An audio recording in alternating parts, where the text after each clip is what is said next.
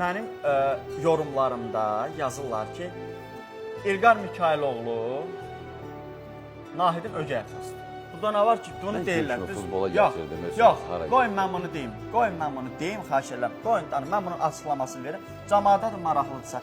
Bioloji ata olmaq çox asan bir şeydir. Bunu itdə bacarır, pişikdə bacarır.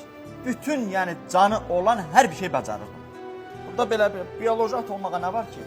Ata ona deyərəm ki, o oğulu bu cür gətirsin, böyütsün, onun arxasında dursun, insanların ona qarşı sevgisini yaratsın, onun bütün qayğısına qalsın, ona dəstək olsun, ona atalıq nədir onu başa salsın. Yəni burada bioloji yox, insani keyfiyyətlərdən gedir söhbət. İnsani keyfiyyəti olan insan da atalığa layiq insandır. Və İlqar müəllim də belə deyim, 4 oğul atasıdır. 4-ünü də bir-birindən ayırmayan atadır. Ona görə də istər Mikayılı, istər Cahandır, istər Ceyhunu, istər də ən şirin məni. Heç birimiz deyə bilmərik ki, İlqar müəllim Amma bu o demək deyil ki, sənin balların bugün kəsilmir. Yox,